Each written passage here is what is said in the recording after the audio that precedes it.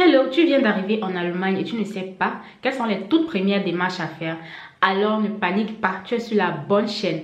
Coucou tout le monde et bienvenue sur ma chaîne Hello Allemagne. Je m'appelle Rosine, je vis en Allemagne depuis 12 ans et j'ai été confrontée à beaucoup de difficultés quand je venais d'arriver en Allemagne. Je ne m'y connaissais absolument pas. Je ne m'intéressais pas au pays dans lequel je venais de m'installer. J'avais peur d'aller vers les gens, demander des informations.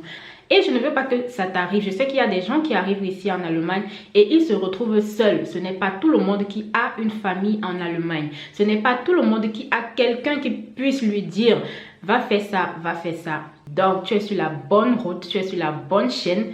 Installe-toi confortablement. Je vais te donner les premières démarches à faire pour bien t'installer en Allemagne. La toute première démarche à faire quand tu viens d'arriver en Allemagne, c'est d'aller t'enregistrer au Bürgeramt, dans la mairie de la ville dans laquelle tu es actuellement. Si tu es arrivé à Hannover, va chercher sur Google Bürgeramt Hannover. Si tu es dans le Hessen, la même chose. C'est la toute première étape à faire. Tu ne peux pas contourner. Tu as besoin de cette fiche d'enregistrement là parce que c'est avec cette fiche que tu pourras faire les autres démarches. Donc n'oublie pas, va t'enregistrer. J'ai dit même, le même jour que tu es arrivé là, le lendemain, va à la mairie demander un rendez-vous. Ils sont ouverts, je crois ils sont ouverts parfois très tôt, 8 heures. Tu vas chercher la mairie là.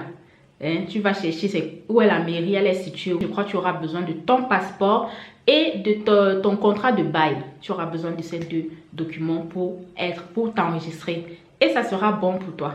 La deuxième étape à faire, c'est t'enregistrer dans une assurance santé. C'est important. Ici en Allemagne, on ne contourne pas ça. Tout le monde a une assurance santé. Il y a deux types d'assurance santé. Il y a une assurance santé publique, il y a une assurance santé privée. Mais beaucoup d'étudiants ici, nous sommes dans le public. AOK ou Technische Krankenkasse qui est appelé TK. Il y a aussi BAM. Il y en a plein. Il y a plein d'assurances, mais beaucoup d'étrangers ici, c'est soit TK, soit AOK. Tu as ta carte d'assurance, très bien. Il y a encore une autre étape à franchir. C'est d'ouvrir un compte bancaire. Incontournable. Tu ne peux pas oublier, tu ne peux pas contourner ça. Puisque tu vas bientôt travailler, sûrement tu viens pour la formation, sûrement tu viens pour les études. En faisant les études, tu vas travailler à côté. Et il faut qu'on te vire ton argent. Les employeurs ici, ils virent l'argent, on ne te paye pas cash. Ok, on te vire l'argent dans ton compte tous les mois. Il y a soit le 15 du mois, soit le 17 du mois. Ça varie, soit en début de mois pour les employés qui ont déjà terminé leurs études, qui travaillent déjà directement dans l'entreprise. Et pour ça, tu as besoin de ta carte bancaire pour que ton argent puisse arriver. Et tu dois le faire le plus tôt possible pour ne pas avoir de retard de paiement. Tu peux ne pas encore avoir ta carte bancaire et il y a le loyer à payer. Tu dois manger et tout le reste. Donc, vas-y. Ne perds même pas le temps. Dès que tu arrives, commence avec tout ça. Ce n'est pas fini. Ce n'est pas fini. Ici, on paye les impôts. Et pour ça, tu as besoin d'un numéro d'identification fiscale. Tu vas au Finanzamt. Je pense que c'est déjà possible avec l'avancée de la technologie de faire les demandes, ce genre de demande en ligne directement. Tu remplis la fiche en ligne et tu vas envoyer et tu recevras une lettre qui te dira voici ton numéro d'identification fiscale. Ceux qui viennent pour la formation ou pour les études, je crois que le visa est limité jusqu'à 6 mois si je ne me trompe pas. Tu dois absolument prendre un rendez-vous au Ausländerbehörde.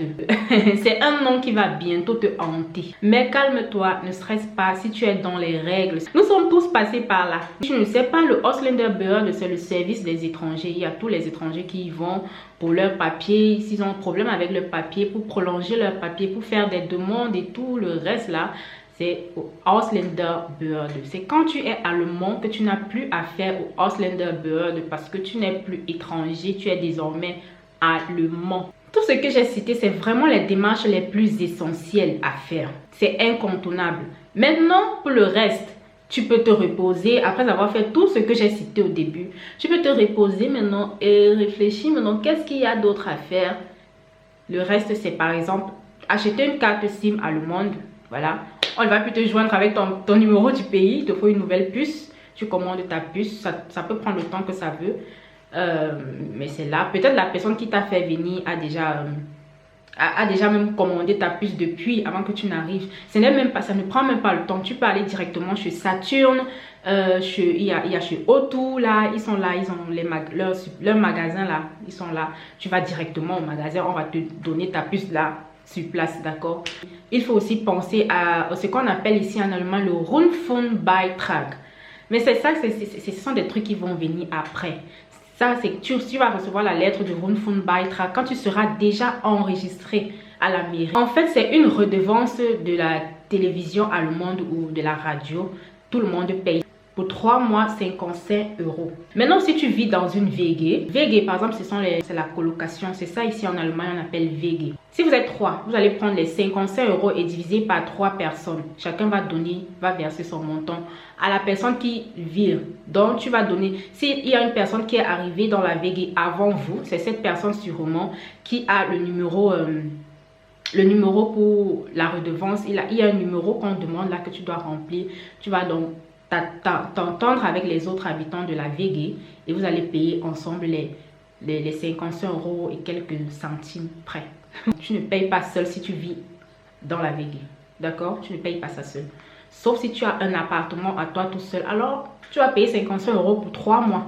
Toi seul. Et il faut aussi t'inscrire à la bibliothèque, la bibliothèque de la ville pour t'instruire. Les activités comme au théâtre, si tu es par exemple étudiant, il y a beaucoup de réductions pour les étudiants, mais on fera ça dans une autre vidéo.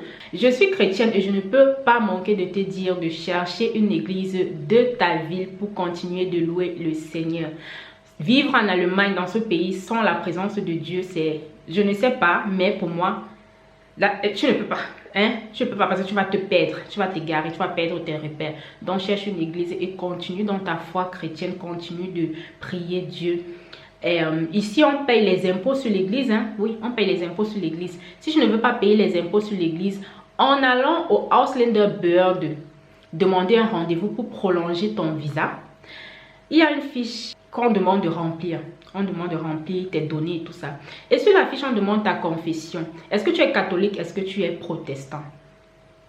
Tu ne coches rien, d'accord? Même si tu vas à l'église, on ne va pas venir vérifier si tu vas à l'église, si tu appartiens à une église ou pas. Tu ne coches absolument rien. Tu dis tu n'as pas de confession, c'est tout. Et tu ne payeras pas d'impôt sur l'église. Tu ne payeras jamais d'impôt sur l'église. C'est quelque chose que je ne connaissais pas avant. En tant que chrétien, j'étais obligée de vous dire ça. Il y a des gens qui viennent souvent ils vous rencontrent dans la rue, ils vont vous rencontrer par exemple dans les bus, dans les trains, ils vont venir vers vous. Ce sont parfois des gens qui appartiennent aux églises vraiment, on ne sait pas. Les églises réveillées bizarres là, qui vont vous approcher donc, comme ça là dans les moyens de transport et essayer de vous tirer dans leurs églises. Il y a beaucoup de gens qui disparaissent ici en Allemagne parce qu'ils sont entrés dans une église. Je ne suis pas en train d'exagérer. Certains perdent la tête parce qu'ils sont entrés dans une église bizarre. Donc faites attention aux gens qui vont vous approcher dans les bus, dans les trains, dans tout ça là. Faites attention. Vous connaissez votre confession. Demandez l'esprit de discernement à Dieu, ok? Si tu es catholique, cherche ton église catholique. Tu vas à ton église tranquille, tu pries là-bas tranquille. Chercher à entrer dans les groupes, c'est bien, hein? Mais il faut avoir l'esprit de discernement, pardon. Viens, on va au groupe de prière. Viens, on va aller faire attention. On se retrouve très prochainement pour une nouvelle vidéo. Bye!